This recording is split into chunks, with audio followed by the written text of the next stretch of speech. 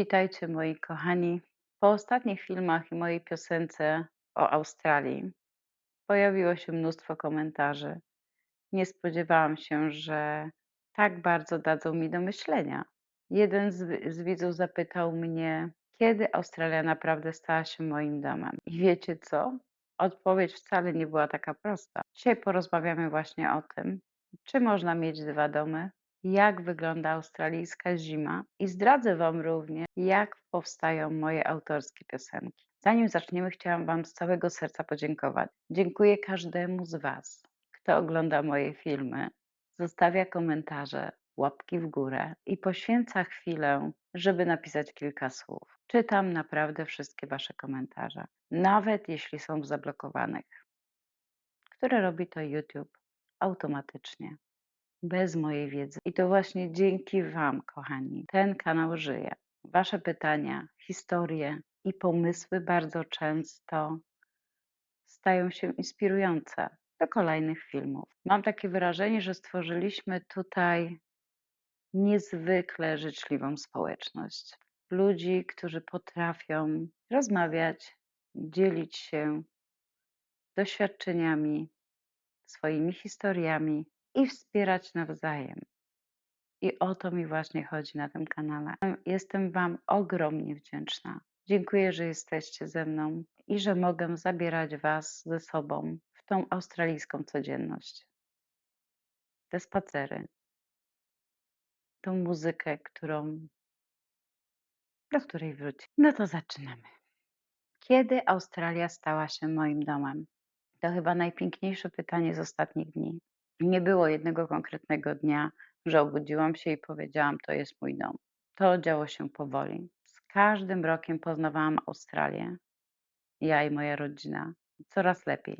Uczyłam się życia tutaj, poznawałam ludzi i budowałam swoją codzienność. Dzisiaj mieszkam tutaj 18 lat, prawie 18. W październiku będzie 18 lat. Tutaj pracowaliśmy, wychowaliśmy dzieci, urodziła się wnuczka, córka wyszła za mąż, dzieci poszły na studia. To tutaj powstało nasze życie. Krótko i na temat, bo tyle mogę Wam powiedzieć. Słuchajcie, dzisiaj są pogaduchy na kanapie, nie pod winogronem, nie przy kominku, tylko na kanapie, więc będziecie mieli do wyboru, jak będą prowadzone pogaduchy, dlatego że no niestety pogoda nie dopisuje, wieje, leje na dworze, no więc szum, który jest w tle, bardzo przeszkadza. Ale wracając do tematu, czy tęsknię za Polską, bo to też się pytacie. Czy ja tęsknię za Polską? Oczywiście, że tęsknię. Tak, tęsknię za rodziną, za wspomnieniami, za miejscami z dzieciństwa, za znajomymi. No bo to wiadomo, to jest normalny odruch ludzki. Ale Australia stała się moim domem. I bardzo chętnie jeżdżę do Polski. Jeżeli bym mogła, jeździłabym co chwilę. No ale odległość też robi swoje. To też kosztuje. Finanse nie należą do tanich. Widzicie, co się znowu dzieje. Moja koleżanka wróciła w zeszłym tygodniu z Polski. Wyobraźcie sobie, leciała przez Dohę i przyleciała w sobotę, chyba tak, przyleciała w sobotę, a w niedzielę już zamknęli lotniska znowu. No więc wiecie, to jest takie troszeczkę stresujące na tą chwilę. No ale wracamy. I myślę, że człowiek, jak każdy z nas na emigracji, ma tak naprawdę dwa domy. Ten, z którego pochodzi, i ten, który zbudował swoje życie. Na przykład tak jak my. Wasze komentarze mówią mi o bardzo dużo osób odezwało się właśnie pod tym filmem, pod tą piosenką Australia, Australio jesteś moim domem. I piszecie, że mieszkacie tu 46, 34, 20, 15, jakiś tam czas. I każdy z Was napisał dokładnie to samo, co ja czuję. Każdy z Was. Mogę Wam przeczytać te komentarze. Słuchajcie, to jest niesamowite. Piękna piosenka. Dziękuję za piosenkę, nawet z Teksasu. Pozdrawiam Teksas. Ojcze, wezmę to tak. Duże dzięki, super piosenka, melodia. Australia to mój dom i najlepsze miejsce od 46 lat. Piękna, wzruszająca melodia. Dziękuję, pozdrawiam. Też tak mam. Kocham ten kraj i jego przepiękne plaże, widoki, zapierające dech od wielu dekad. Pozdrawiam ze wschodniego wybrzeża. Nie da się tego oglądać bez łez. Dziękuję za piosenkę. No słuchajcie, takie komentarze rozczulają mnie. Walencja. Z tego co pamiętam, Walencja jest z Grecji. Śliczna, wzruszająca ballada polskiej imigrantki o domu w Australii. Wspaniała piosenka. Australia jest moim domem od 34 lat. Australia jest moim miejscem również. Dziękuję za tą piosenkę. Bardzo emocjonalna. Jak człowiek słucha, łzy lecą po policzkach. A jeden pan napisał mi tak, posłuchajcie. Wspaniały tekst, doskonała muzyka i jeszcze lepsze wykonanie, przypominające stylem francuską piosenkę z lat 60 i 70 ubiegłego stulecia. Francus Hardy i ten czysty, dźwięczny głos, do tego starannie dobrana szata wizualna, po prostu perfekcja.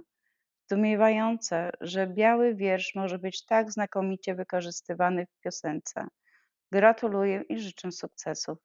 W listopadzie mamy w Melbourne polski festiwal na Federation Square.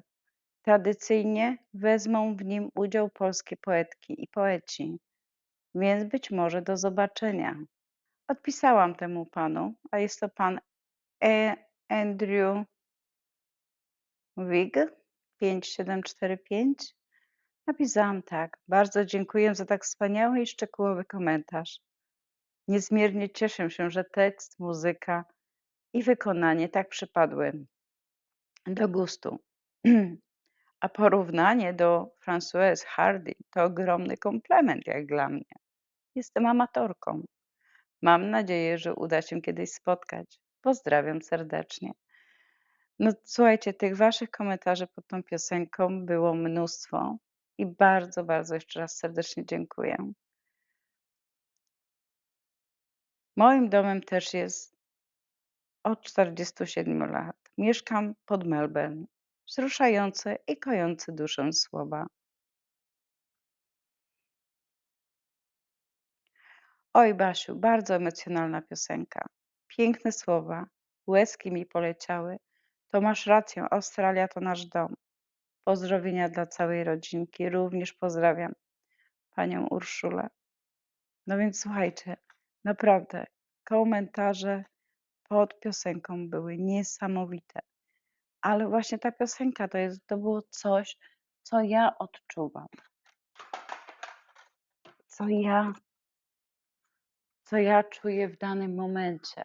Jestem bardzo ciekawa waszej opinii, bo ja wybrałam Perth i nie zmieniłabym go na żadny inny stan. Uwielbiam te spokojne tempo życia, piękne plaże, zachody słońca, spacery po górkach, bliskość natury, różnorodność, która jest tutaj w zachodniej Australii. Zachodnia Australia to jest połowa Australii, można powiedzieć w przenośni. Ale wiecie co? To jest właśnie to, co mnie zainspirowało. Jest tutaj zimno. Pewnie jest zima, ale w Sydney i Melbourne również. I tam pada śnieg, a w Perth nie. Czasami żałuję.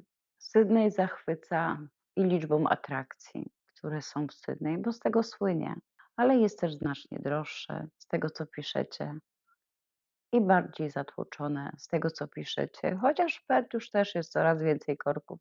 To już też wam nieraz mówiłam. Napiszcie w komentarzach, jak wy spostrzegacie miejsce, w którym mieszkacie i co najbardziej lubicie w swoim mieście czy w swoim miejscu, gdzie mieszkacie, na obrzeżach danej większej, większej, większego miasta, Perth, Melbourne czy Sydney.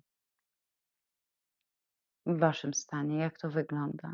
A jeszcze wracając do tego pytania, kiedy Australia stała się moim domem? Powiem wam tak, kilkanaście lat temu musiałam też, wyjechać do Polski z przyczyn rodzinnych i byłam tam ponad miesiąc czasu.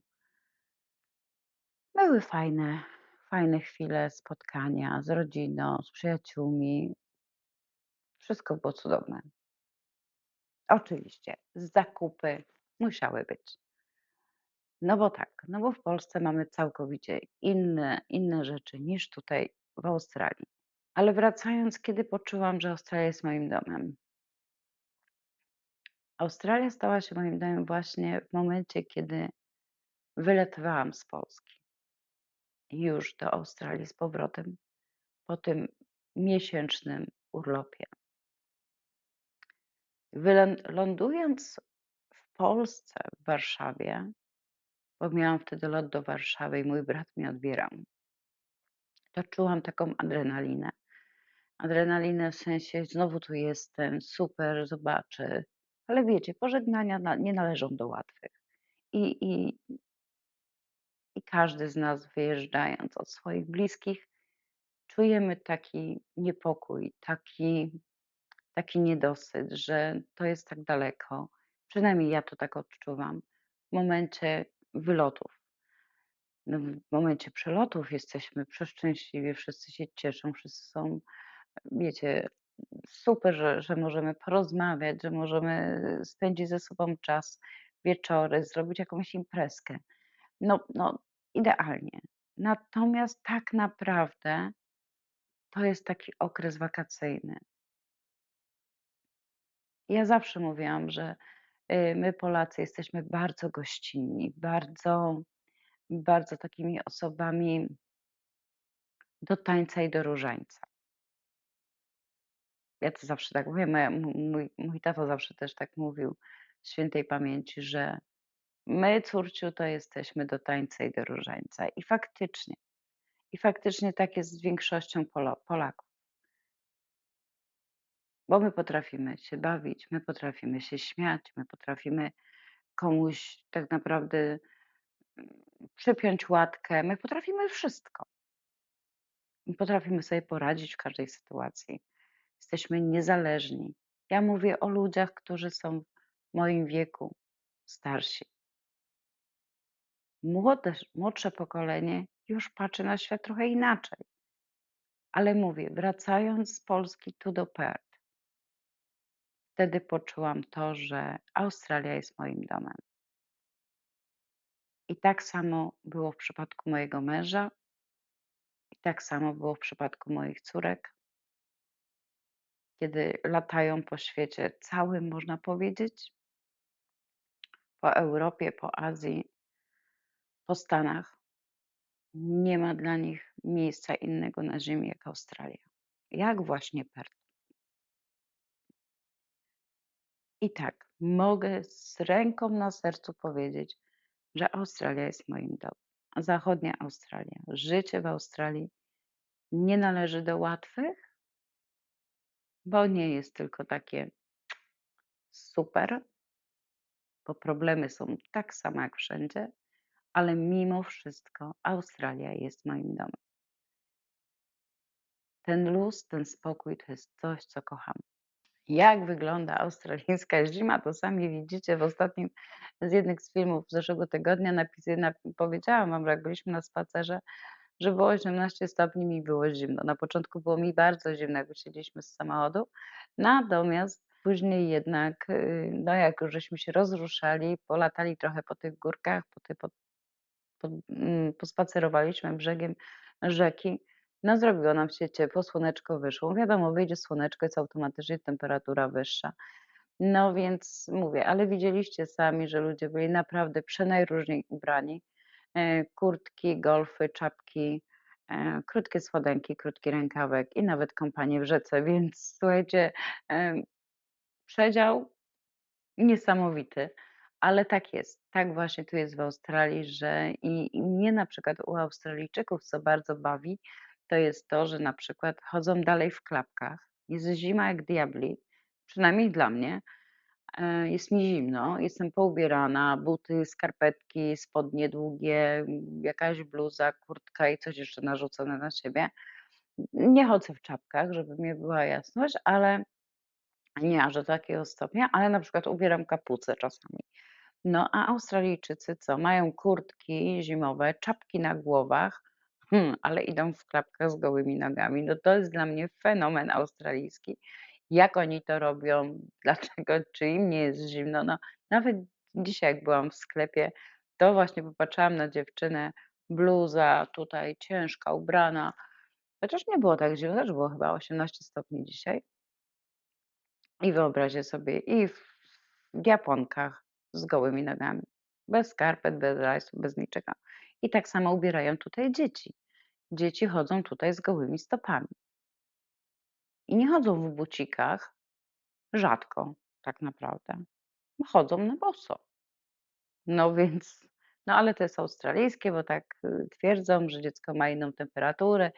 Ja wychowywałam moje córki całkowicie inaczej, więc ja na temat dzieci się wypowiadać nie będę, bo mogłabym być troszeczkę kontrowersyjna, a nie chciałabym, ale tak tu jest. Tak tu jest, działa, więc nie mam nic przeciwko. No tak to wygląda. No australijska no są tutaj temperatury troszeczkę inaczej odczuwalne niż w Europie, bo w Europie na przykład 18 stopni to już jest w miarę przyjemnie, fajnie. Natomiast tu 18 stopni, jeszcze jak jest wiaterek, taka wilgoć, uff, okropna zima. Nieraz wam to mówię na filmach, jak idziemy na spacer, że jak wieje i zimno. Nie jest to takie przeszywające zimno minusowe jak w Polsce, no bo takich temperatur tu nie ma. Tu maksymalnie chyba miałam 0 stopni. Raz żeśmy mieli zaszronione okna w garażu. No, więc tak naprawdę to jest bardzo zabawny widok. Ja pamiętam, jak myśmy w październiku przylecieli tu do Australii, to pamiętam ten pierwszy tydzień, gdzie musiałam chodzić do szkoły i wyobraźcie sobie, jeździłam na przystanek autem, a z przystanku jechałam autobusem do City. No i powiem wam, mi było gorąco. Tu było 18, 15 stopni, a mi było gorąco. I to długo mi było gorąco. Ja byłam w krótkim rękawku, w cienkich takich spodniach, w cienkich jakichś tam klapeczkach. Słuchajcie, a oni byli poubierani po zęby. Mieli kurtki zimowe, czapki. Ja mówię, co jest grane z tymi ludźmi? Przecież tu jest ciepło. To się wszystko z czasem zmienia. To uwierzcie mi, naprawdę się to zmienia. Na dzień dzisiejszy, jak patrzę, że ktoś idzie ubrany tak jak ja, fircyk z zalotach, to powiem wam, to już wiem, że albo nowo przybyły, albo bo Australijczycy ewidentnie są ubrani od pasa w górę, tylko nie mają pełnych butów. Ja natomiast nie, ja jestem tradycjonalistką, pełne buciki, skarpeteczki, podkoszuleczka musi być, żeby mnie tam gdzieś nie zawiało, no ale to jestem ja. Aha, jeszcze jedno z komentarzy, też muszę przytoczyć. Napisaliście mi, żeby we wrześniu pojechać. Jedna z was, poleciła Araluen Botanic Garden, Botanic Park. A jest to świetny pomysł. W zeszłym roku byliśmy z mężem w Araluen. Może w tym roku też się wybierzemy. Mamy jeszcze całą listę na wiosnę do zrobienia, do zobaczenia, do nagrania. No, taki zrobiliśmy sobie wstępny tygodniowy, co tydzień jakiś plan. No, chciałabym wam to pokazać. A ile z tego wyjdzie, no to czas pokaże. Życie bez scenariusza. Na pewno Araluen jest na naszej liście. Park, który we wrześniu po prostu rozkwita, o może tak powiem. I teraz ostatnie pytanie. Dużo was pyta mnie w komentarzach, jak powstają moje piosenki. I również pytali się o to moi klienci w pracy. Właśnie mówi: Basieńko, jak ty to robisz? I w ogóle one są takie śliczne i takie wzruszające. Kto mi to pisze? Kto śpiewa? To są najczęstsze pytania. Czy tekst jest mój? Czy słowa do piosenek piszę sama? Piszę sama, dokładnie wiem, co ma być zawarte w tej piosence, jakie słowa. Y, Oczywiście pomaga mi w tym sztuczna inteligencja. Co chodzi o muzykę, no i w tej piosence są moje emocje, moje wspomnienia na przykład, czy tam moje historie, czy moje odczucia w danym momencie. To jest właśnie to, co chcę, żeby w tych piosenkach było. To są odczucia moje.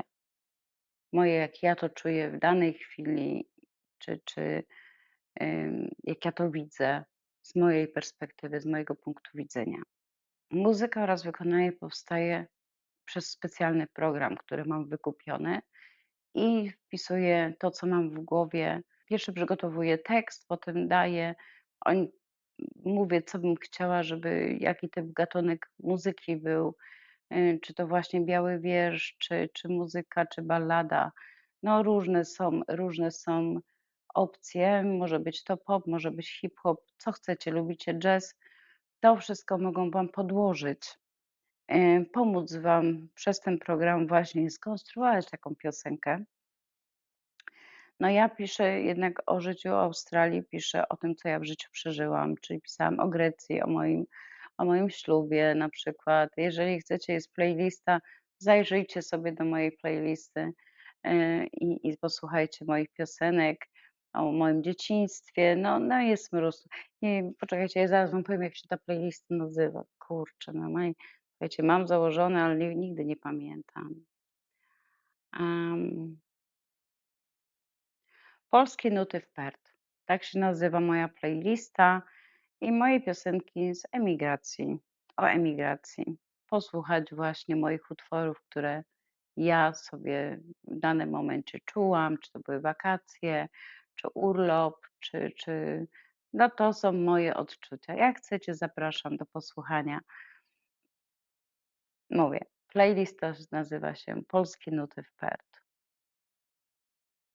Może powinnam zmienić. Jeżeli chcesz, żebym zmieniła tą playlistę na bardziej pasującą do Was, dajcie mi znać w komentarzach, to ja mogę to zrobić w każdej chwili, więc nie ma problemu. Na koniec mam do Was jeszcze dwie prośby. Dajcie znać, jak podoba Wam się moje intro na samym początku i zakończenie moich filmów. Tyle zobaczycie za chwilę. Czy zostawicie tak na stałe, czy może jeszcze coś zmienić, że coś Wam się tam nie podoba? Napiszcie. A po drugie, chciałam Wam powiedzieć, zaprosić Was na jutrzejszy spacer. Mam nadzieję, że pogoda nam dopisze. Pogaduchy, jak to mówią, do poduchy. Zróbcie sobie kawkę. Ja mówię, ja kawkę mam standardowo, więc no widzimy się w następnym odcinku. Buźka, bye.